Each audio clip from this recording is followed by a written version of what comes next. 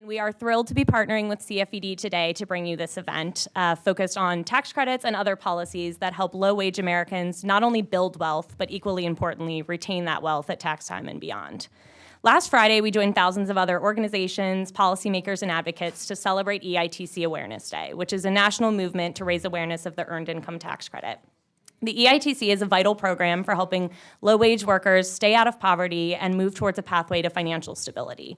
But it's one of only many threads that stitch together our federal safety net, right, which itself is part of a larger system of policies working to reduce wealth inequality.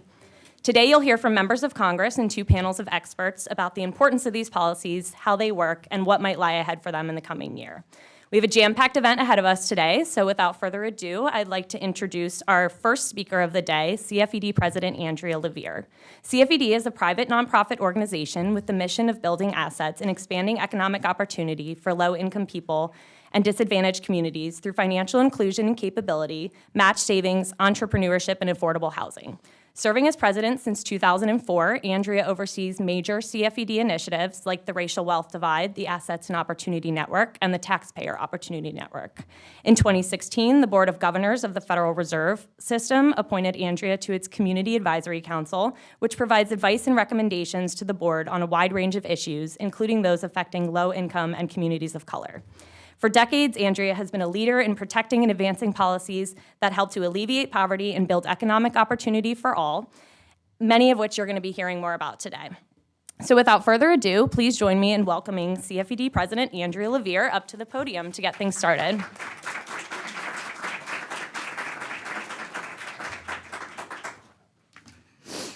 Thank you, Lauren, and welcome to all of you who are here with us today. And I just want to start with a personal note that if you ever give up hope, which some of us might be doing, Lauren and my daughter are friends, and that's how we met.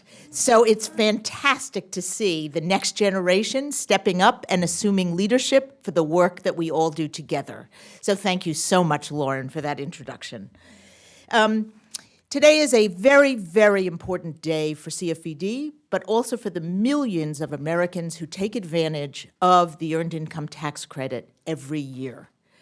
We are honored to have two keynote speakers to share this morning with us, Senator Sherrod Brown of Ohio and Congresswoman Gwen Moore from Milwaukee, Wisconsin. Both of these leaders, and I know you know this as well as I do, have been tireless champions for workers and their families.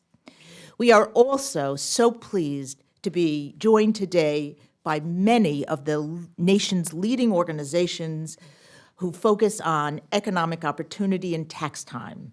The Center on Budget and Policy Priorities, the Center for American Progress, the Aspen Institute, the Center for Responsible Lending, Pew, the National Consumer Law Center, the Leadership Council on Civil and Human Rights, and we are grateful for their partnership every day. And I am also honored to welcome many others who are joining us today, members of the Patriotic Millionaires, Results, the United Way, Intuit, and First Focus, and all the rest of you who've come out early to hear what we have to say. And then I especially want to thank our partners for this event, Tax Credit for Working Families and H&R Block for their generous sponsorship.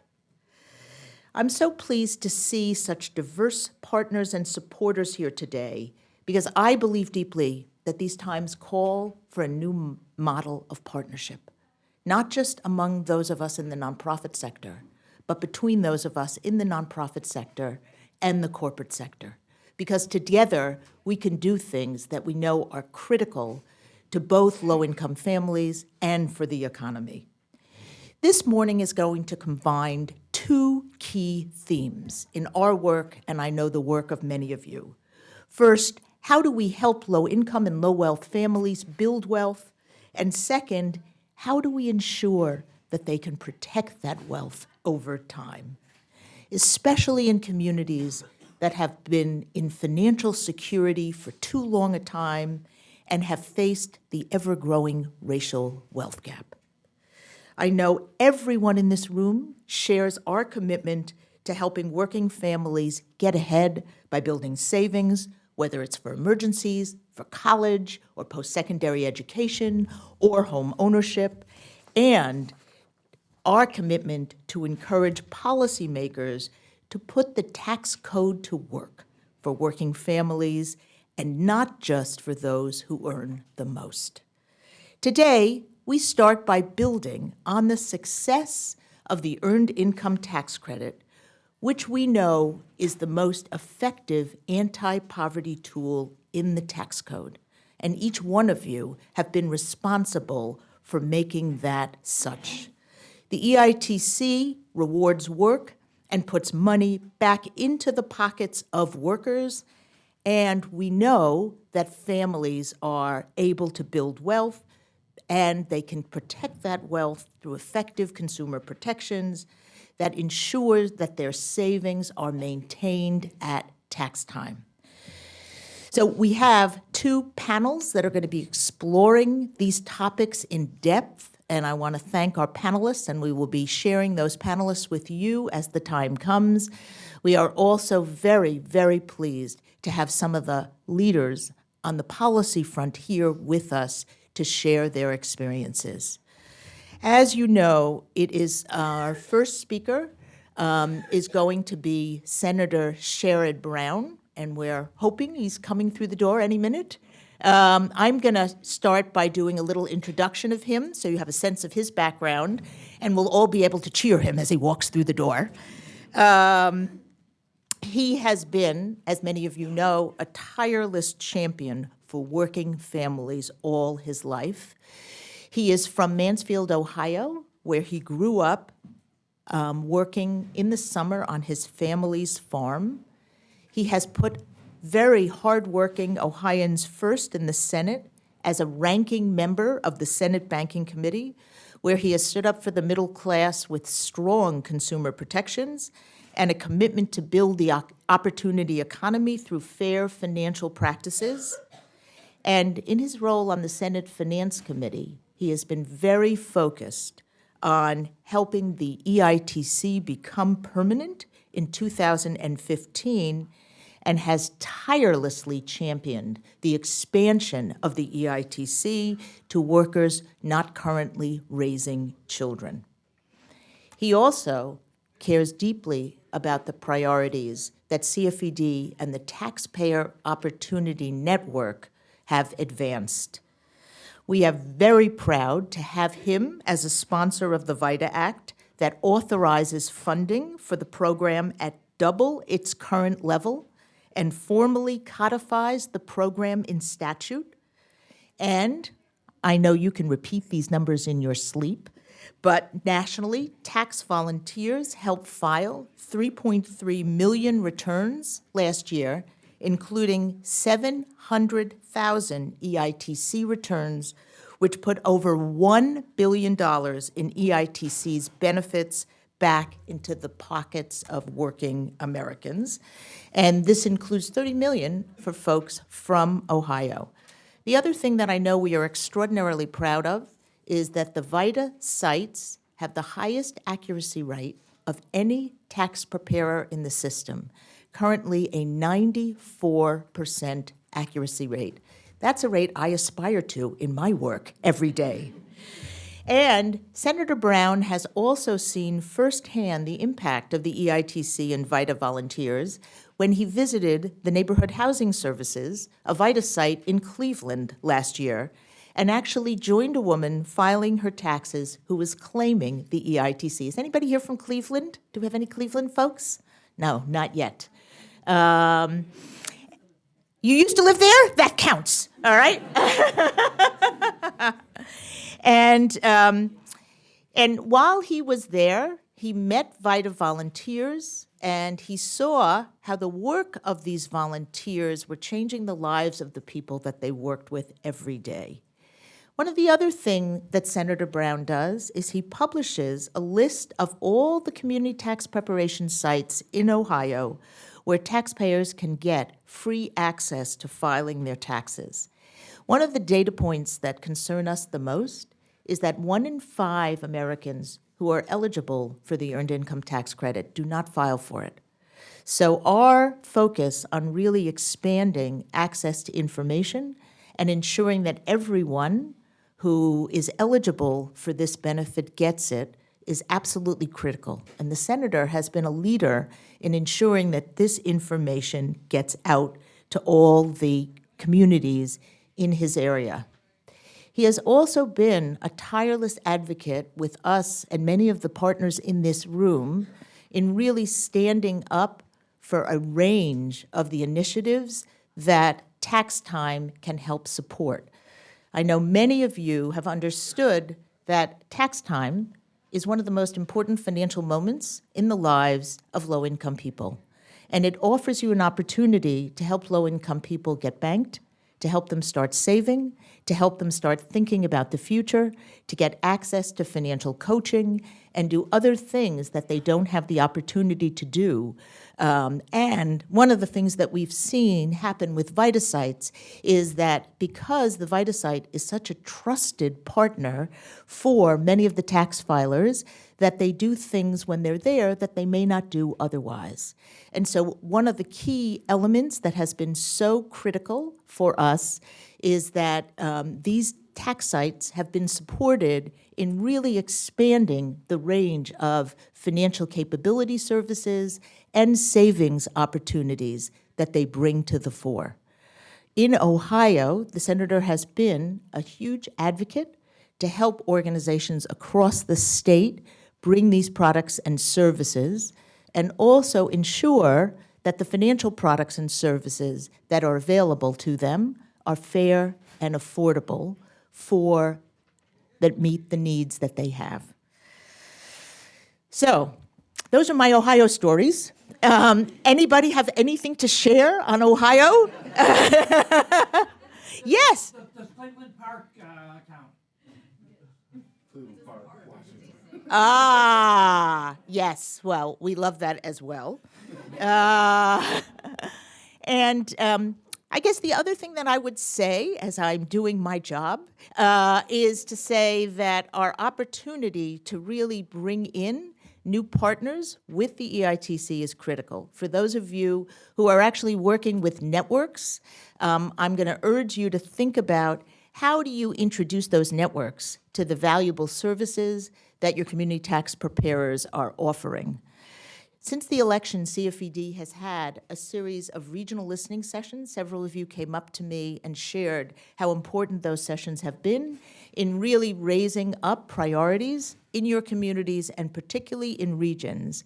And one of the things we have been struck about in these sessions has been the role of these community tax centers as really a center for community services and connections that people are going to figure out, how do I best respond, and how do I best look forward to building economic opportunity in my lives?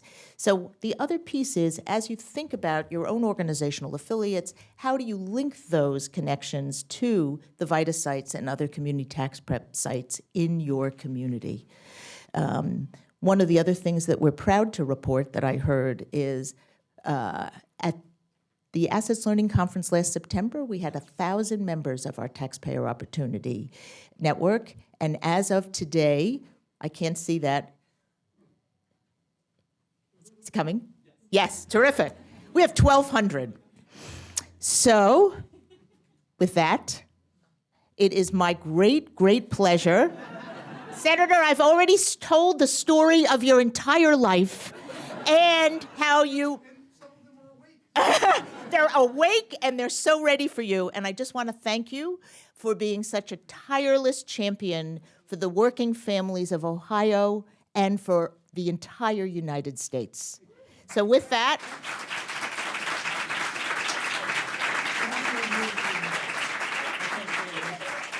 Does this work or does it not work with the recording? So one guy makes his decision, right? we watch you for posterity. Oh, yeah, or something. Thank you. See some familiar faces here. Thank you for your service in working on the Hill and working with members that believe in economic justice, as probably many of you came to these jobs because of that. Two people from my office, Gideon and Katie.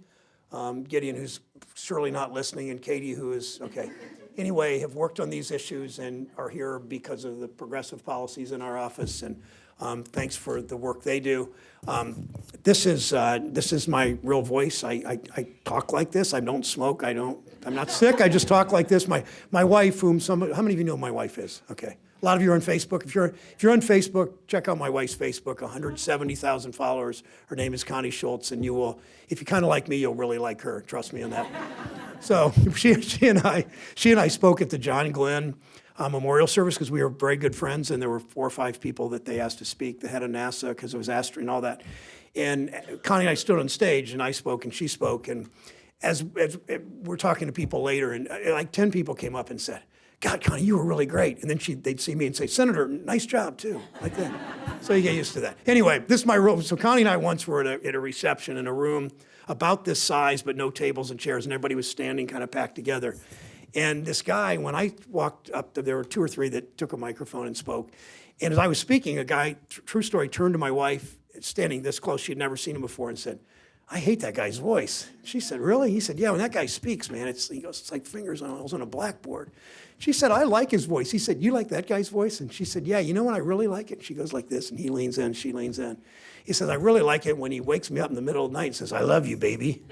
So, anyway, true story. We will continue. Let me illustrate what might be about to happen based on something that happened yesterday. Was it yesterday, Gideon, or 2 days ago? Yeah. And I look at this in context of where we go with EITC and CTC, and the importance of these fights and how we win these fights. And I will just tell you this real quick story. The Finance Committee was about to vote on 2 nominees, Congressman Price for HHS and Stephen Mnuchin for Secretary of the Treasury. There were 2 investigative stories that came out right before this vote, both from conservative publications, the Wall Street Journal and the Columbus Dispatch, perhaps the most conservative paper in my state. Each article said that Columbus about Mnuchin and Wall Street Journal about Price, that they had lied to the committee about something important. In the case of Mnuchin, he had lied about robo-signings, and they found people in Ohio, and there are at least hundreds, we don't know precisely because he's not telling us, that lost their homes, people that had paid their mortgages month after month and lost their homes. And what's really important around here when you tell these stories is, okay, 112 people lost their homes. Isn't that sad? Well, think about what a person that loses their home, what happens? Their whole life turns upside down. Their kids go to a different school district. They lose most of their possessions because they don't have a place to put them. Their credit is ruined. Their lives turn upside down, and multiply that times hundreds or thousands, or 10 years ago, millions, certainly hundreds of thousands, if not millions, and how that affects their lives while this Secretary of the Treasury designee profited from it. I mean, he clearly made money from foreclosing wrongly, sometimes fairly perhaps, but often wrongly. And when you're telling stories about EITC, tell these stories about what these extra dollars mean in their lives. So here's what we did. So the night before, I was talking to Senator Wyden, the ranking Democrat on the committee, till we talked 3 times until 11 at night. I was calling colleagues on the committee. And the Finance Committee is not a committee, it's not exactly a bunch of bomb throwers, shall I say. It's a more conservative committee, as the economic committees in the Senate typically are a little more conservative than the Help Committee or some other committees. And so they're not rash. They don't do things out of the ordinary very often. And Ron, Ranking Member Wyden, was open to a discussion. We met half an hour before the committee was meeting the next day. We agreed it had to be unanimous or we couldn't have done it. All the 10 or 11 Democrats on the committee agreed we will boycott this, forcing Republicans either not to hold the hearing, not to hold the markup, the vote, or to break the rules. The committee rules are different in each committee in the Senate. The finance rules is there's got to be one member of the opposite party there to establish a quorum. That's the good news, maybe. The bad news is the majority can move anyway, break the rules, and there's no enforcement mechanism on the floor. It's kind of a Senate thing, it sounds like. So first day, Senator Hatch he said it was the worst thing he had seen in his 40 years in the Senate. It's like, really?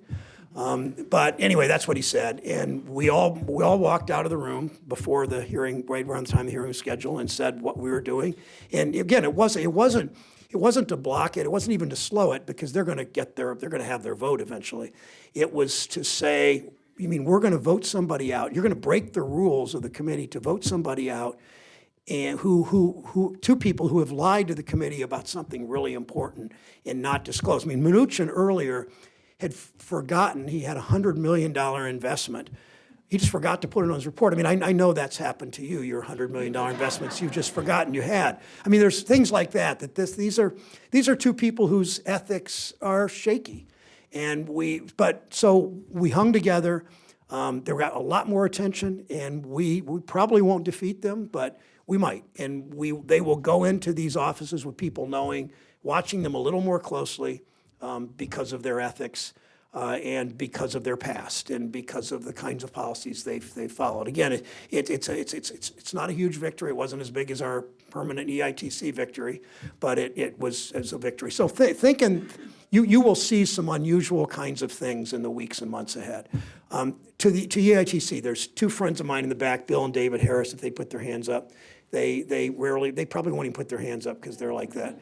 They have been two of the best warriors in anti-poverty in this town for a long, long time, and they're my friends, and I admire them so much, and they've always fought for the things that matter here. Last year, 2 years ago, we realized how important it was to get EITC and CTC permanence, and we pretty much said to the Republican Senate and House, there will be no tax extenders. There will be nothing that you want unless you do a major investment in EITC. And at first, it was pretty much falling on deaf ears. Not every Democrat, all the Democrats are for EITC and CTC, but not all of them were willing to draw a line and say, I'm not doing this unless we get it. Over time, I remember in maybe July in the Democratic caucus, a couple of members of the Finance Committee, which I sit, stood up, including Ron, and said, we're not going to have corporate tax reform unless we have EITC. Then we knew we had won, because everybody was then on the Democratic side for it. That's where we want to get on the EITC, on the indexation for child tax credit, and for EITC expansion for childless workers. Because as you know, and you've heard this over and over, I know you've said it, that we tax, because of the payroll tax, we tax low-income workers on the margins into poverty. And why should government ever do that? If we believe in real tax reform, you do that. So that's where we want to end up. But we also know that that President Trump's having meetings with members of the Finance Committee and others now to pass a corporate tax bill that could be pretty awful. And we're not gonna sell ourselves short. We're not gonna do really awful things on taxes in order to get EITC, in order to get the EITC expansion, the CTC indexation. But we're gonna be in the middle of it, making demands on behalf of low-income workers and low-income families. So we're always gonna be on the lookout, or what are they gonna do in terms of tax reform and giveaways and making the 1% even richer. And you know how, this whole trickle down, as if there's any evidence that trickle down's ever worked.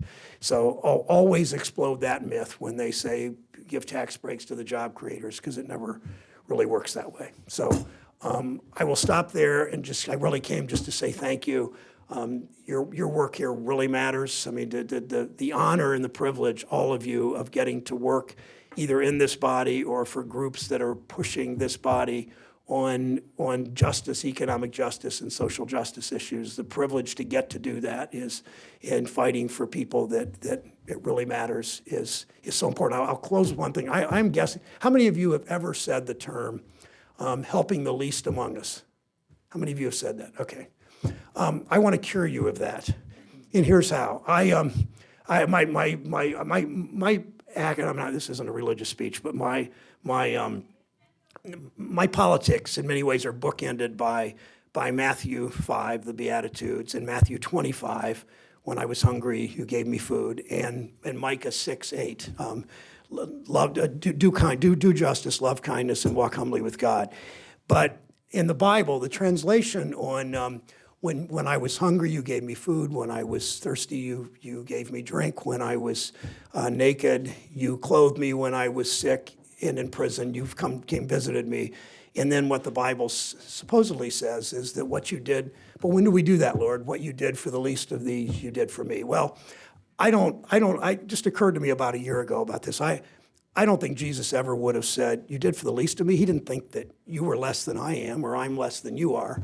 So I happened to want a Bible that was it's called the Poverty and Justice Bible. It's a good translation of the Bible and so many things, but what Jesus, I believe, said, and this is, a bunch of white guys doing a translation 2,000 years later in all these translations, right?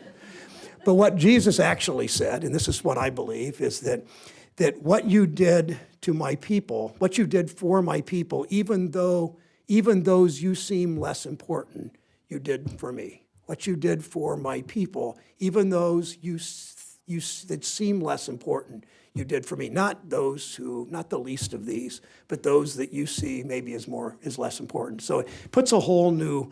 So not that you can't keep saying what you were saying, but that's my little lesson for the end of the day. So thank you all.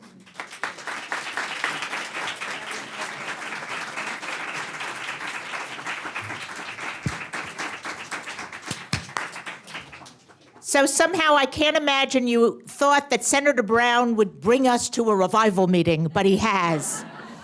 And I also want to say, if anybody hasn't seen Hidden Figures and seen the extraordinary role that astronaut John Glenn played in expanding opportunity in America, please go see that, and I'm not getting paid for that endorsement.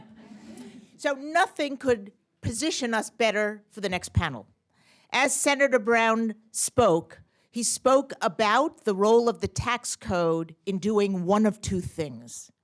How does it create greater economic equality, or how does it increase the inequality that we have all been suffering from for so long? So with that, I want to invite my dear friend and colleague, Ida Rademacher, who's our moderator of this next panel, along with her panel members, Marie Van Luling from H&R Block, Jeremy Greer from CFED, Rebecca Vallis from CAP, and Chi-Chi Hang from the Center on Budget to come join us and begin this conversation about how do we build wealth and reduce wealth inequality.